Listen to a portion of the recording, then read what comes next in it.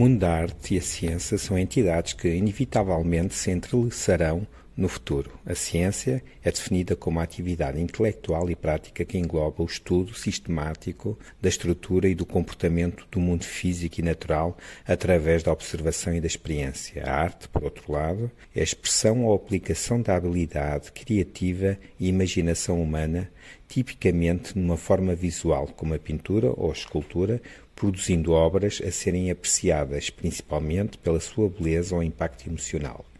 Se um avanço científico ou tecnológico se tornar amplamente aceito, a sociedade começará a utilizá-lo para fins artísticos e estéticos. Considero o caso da fotografia. Os géneros criativos estão sempre ligados a um determinado meio ou uma série de artes diversas. É possível aplicar cor, metal ou tinta a uma substância dura, mas também é possível pintar com os mesmos materiais. Escrever com luz é o que a fotografia implica. Os fotógrafos confiam constantemente na luz. Utilizam a luz para documentar o mundo à sua volta. Cada imagem é o resultado de uma captura de uma determinada condição do espectro da luz visível. O que é a luz exatamente? Existem fontes naturais e artificiais de luz. Pode-se obter luz tanto da lâmpada incandescente, de um quarto, como do Sol. No espectro eletromagnético, a luz visível refere-se à porção que podemos ver. As câmaras digitais modernas incluem sensores que se concentram nos mesmos comprimentos de onda do olho humano. Existem 5 características de qualquer fonte de luz que têm impacto na qualidade da sua luz: direção, intensidade, cor, contraste e dureza. Direção. A direção da luz é um dos aspectos mais importantes na criação de um sentido, de forma e textura de uma imagem. Qual é a sua origem? Será que se aproxima do tema da fotografia? Da frente, do lado ou do verso? A largura das sombras é determinada pela direção da fonte de luz, e as sombras fornecem informações sobre a forma e a textura. Quando se trata de produzir sombras fascinantes, iluminação e sombras trabalham de mãos dadas. Com a iluminação, deve-se também considerar as sombras, que são lançadas numa cena para obter os melhores resultados possíveis. Porquê? A visão tridimensional é a forma como o olho humano processa a informação à sua volta. Apenas a altura e a largura são visíveis ao olho humano num ecrã de computador. Para conferir profundidade a uma cena, devem ser adicionadas sombras, permitindo ao olho ver estereoscopicamente. Intensidade. Até que ponto são intensas as suas fontes de luz? As luzes estão acesas? A intensidade e a iluminação pode ter um impacto na aparência da imagem final. Pode criar uma variedade de humores e efeitos ao variar a intensidade da luz. As imagens podem ser espetaculares ou completamente apagadas, dependendo da força da fonte de luz. A iluminação pode ser utilizada para retratar uma atmosfera específica na realização de filmes. As luzes pontuais são ideais para criar um dia brilhante, uma vez que fornecem luz em todas as direções. Fixar a intensidade da luz pontual para 150% ou mais, para que a luminosidade seja distribuída uniformemente em torno do ecrã. Os holofotes, por outro lado, são ideais para a iluminação de uma cena noturna, tal como uma luz fraca de rua. Um nível de esforço de 60% é um bom ponto de partida quando se trata de intensidade da luz. Não há um ponto definido, é preciso ter uma noção do que parece correto. Cor. De que tonalidade de luz precisa para melhorar uma cena? Quando se trata de narrativa, a cor é tudo. Há uma variedade de maneiras em que pode ser usada. Mesmo o significado de uma peça pode ser determinado pela cor da luz pela qual é iluminada. A iluminação também pode ser utilizada para fins criativos. Basicamente, a tonalidade da luz diz muito aos seus espectadores sobre o cenário em que se encontram. Contraste. A luz viaja de uma forma que se torna mais fraca à medida que se espalha. O contraste de uma cena é a proporção dos seus componentes escuros e brilhantes, o preto e o branco. Quando a intensidade da luz é mais forte de um lado do tema do que do outro, este efeito forma-se. Destaques e sombras são retratados neste efeito. Os destaques e as sombras de uma cena são frequentemente definidos pelo contraste entre a luz e a escuridão. As luzes, os meios tons e as escuras situam-se na área entre os altos e os baixos da imagem. Quanto mais sombras se acrescentam, mais contraste se obtém. A imagem é excessivamente contrastada se as sombras forem demasiado escuras. Os limites das sombras podem ser alterados movendo uma fonte de luz para dentro e para fora. Estas fotografias incluem uma vasta gama de tons, desde pontos luminosos deslumbrantes a sombras escuras.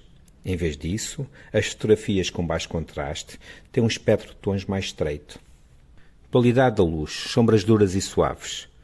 Os limites das sombras podem ser consideradas como firmes ou suaves, dependendo da qualidade de luz. Quando o tamanho da fonte de luz é menor que o tamanho do sujeito, formam-se sombras duras.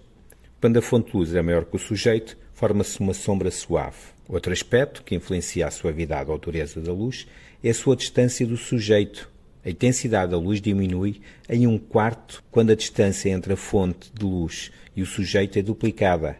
A intensidade da luz aumenta 4 vezes quando a distância entre a fonte de luz e o sujeito é reduzida à metade. As sombras podem ser utilizadas como um dispositivo narrativo. Podem revelar detalhes-chave sobre a situação. Em dias de sol, por exemplo, as sombras são geralmente distintas e pretas devido à poderosa luz do sol. Na indústria da iluminação, isto é conhecido como iluminação dura. Quando está nublado, no exterior, as sombras e as arestas tornam-se menos distintas, é causada pela luz brilhante do sol, sendo difundida por várias camadas de nuvens. Este tipo de iluminação é conhecido como iluminação suave. A temperatura de cor e a restituição de cor são duas das considerações mais essenciais ao selecionar uma fonte de luz LED. A temperatura de cor da luz correta deve ser determinada pelo local e objetivo pelo qual será utilizada. O calor ou frescura da luz é o que queremos dizer com a temperatura de cor. A luz quente é mais amarela, enquanto a luz fria é mais azul. Um LED branco não é um LED padrão. Devido ao contraste entre o calor da luz das velas e ao frio da luz solar do meio-dia, a luz das velas é claramente a opção mais quente.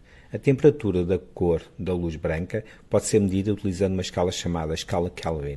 Quanto mais baixa a temperatura da cor, mais quente é a luz branca. As velas têm uma temperatura Kelvin de cerca de 2000, mas a média para a luz do dia situa-se entre os 5500 e os 6500. Há uma grande variedade de LEDs disponíveis. Contudo, os mais comuns estão na faixa dos 2700 a 2800. O 2700 a 3000 kelvins é quente e o 4000 a 5000 é frio. Existem certos mal-entendidos em relação aos LEDs que algumas pessoas têm. Os LEDs, na sua opinião, proporcionam-lhe um brilho frio pouco atrativo. A utilização de 4000 Kelvin LED de má qualidade no passado influenciou muito provavelmente este comportamento. A seleção da temperatura de cor requer uma cuidadosa consideração dos acabamentos e do esquema de cores de um espaço. A luz branca quente realça a beleza dos vermelhos, laranjas, amarelos e da madeira. Os azuis e os cinzentos, por outro lado, podem parecer planos. O branco pode parecer crocante quando colocado sobre um fundo branco fresco. Há um lado negativo nisto. O vermelho e o amarelo podem parecer um pouco castanhos e a madeira pode parecer um pouco monótona. Aparecem nos últimos anos aparelhos de luz branca afináveis. Estes permitem afinar a intensidade do calor da luz. A capacidade de alterar a temperatura da luz para corresponder ao esquema de cores da imagem é um enorme benefício quando se trata de iluminação de obras de arte. A forma como se ilumina um objeto ou o rosto de uma pessoa é determinada pelo padrão de luz que se utiliza. Os fotógrafos utilizam frequentemente um de 4 tipos de iluminação de retrato: split, rembrandt, loop e butterfly, que podem ser combinados com iluminação larga e curta.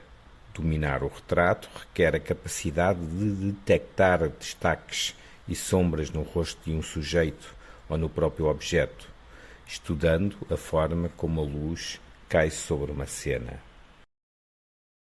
Em sua casa pode valer a pena considerar a utilização de LEDs mais frescos na cozinha ou nas casas de banho, particularmente se houver muita luz natural disponível. Os LEDs brancos, quentes, podem fazer com que as superfícies brancas pareçam um pouco lamacentas em comparação com a luz do dia e geralmente as casas de banho e as cozinhas têm acabamentos brancos. O branco mais fresco pode também criar uma sensação mais clínica ou estéril, que pode ser desejável numa casa de banho ou cozinha. O segredo é não misturar temperaturas de cor numa sala. Uma vez decidido qual a temperatura a escolher, Mantenha-se fiel a ela. Certifique-se de que todas as luzes e lâmpadas nesse espaço são as mesmas. A temperatura de cor relacionada com a cor, CCT, dir-lhe-á qual a tonalidade e o tom de branco a esperar de uma lâmpada ou luminária específica. O CCT é medido em Kelvin, que é semelhante aos graus Celsius. As diferentes temperaturas na escala Kelvin representam cores diferentes. Por exemplo, a luz, 3500 Kelvin, parece mais alaranjada e amarela e é chamado de branco ultraquente ou branco quente.